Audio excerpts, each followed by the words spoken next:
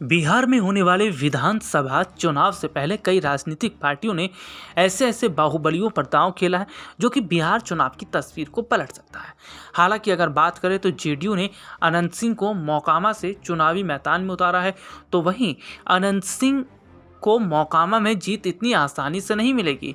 उनका मुकाबला भी एक बाहुबली की पत्नी से है और ये कहा जा रहा है कि मोकामा में दो बाहुबली आपस में भिड़ते अब नजर आ रहे हैं।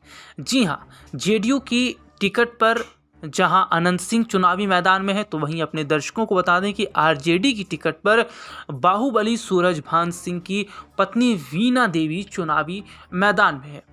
कौन है सूरजभान और बाहुबली के तौर पर उनकी छवि जो मानी जाती है, और जिस तरीके से उन्होंने साफ कहा कि मोकामा में उनकी पत्नी की बड़ी जीत होना तय है, ये बताता है कि क्या वाकई बिहार चुनाव में दो बाहुबलियों की जो टक्कर है वो तस्वीर पलटती नजर आएगी।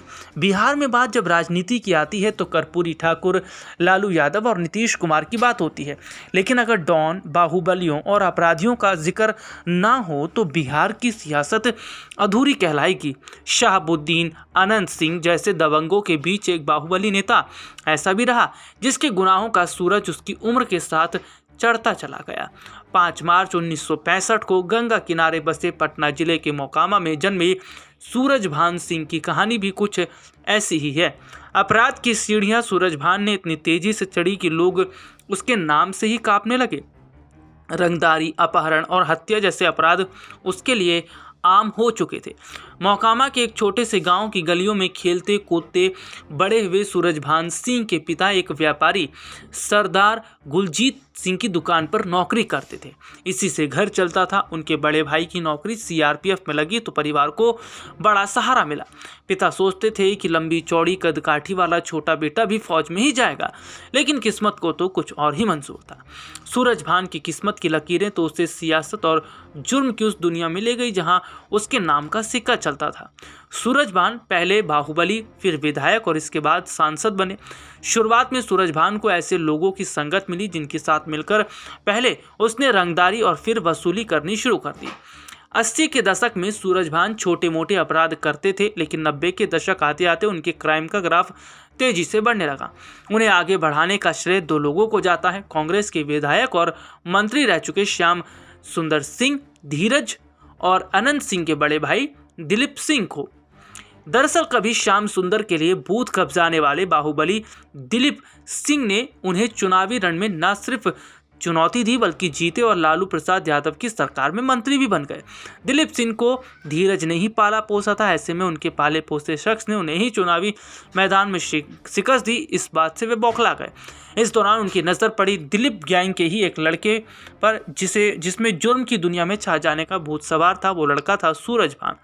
जब दिलीप मंत्री बनकर व्हाइट कॉलर जॉब में आ गए तो उन्हें सियासत भी करनी पड़ी और रुतबा भी बरकरार रखना था। इस दौरान सूरजभान ने उस गुलजीत सिंह से भी रंगदारी मांग ली जो उनकी आंखों के सामने बड़ा हुआ था और जिनके यहाँ पिता नौकरी करते थे। गुलजीत इस बर्ताव से दंग था।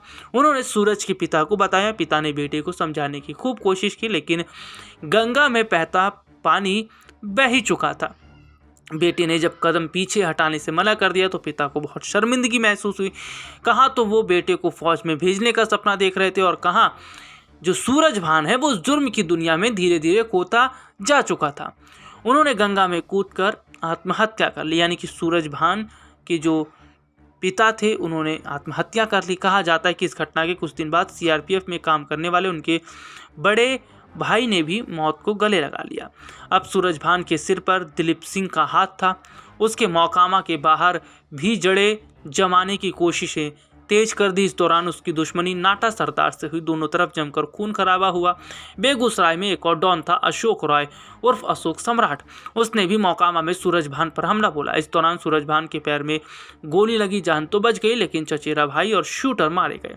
बाद में कुछ वजहों से दिलीप और सूरजभान के रिश्तों में खटास आ गई। इस दौरान श्याम सुंदर धीरज को भी एक बाहुबली की जरूरत थी। सूरजभान ने धीरज का हाथ पकड़ा जरूर, लेकिन अब उनके सपने बड़े हो चुके थे। सूरजभान ने मोकामा से साल 2000 में तत्कालीन बिहार सरकार में मंत्री दिलीप सिंह के खिलाफ विधानसभा चुनाव लड़ा और भारी भारी मतों से जीतकर निर्दलीय विधायक बन गए। उस वक्त पुलिस रिकॉर्ड में उन पर उत्तर प्रदेश और बिहार में कुल 26 मामले दर्ज थे। इसके बाद साल 2004 में वह रामविलास पासवान की लोक जनशक्ति पार्टी के टिकट से बलिया के सांसद बने। कहा तो ये भी जाता है कि वो कभी नीतीश कुमार के संकट मोचक भी थे। जनवरी 1992 में बेगूसराय के मधुरापुर के रहने वाले रामी सिंह की हत्या हुई। तड़के 5 बजे रामी सिंह पर 4 लोगों ने गोलियां चलाकर मौत की नींद सुला दी। इसमें सूरज भान का नाम भी शामिल था।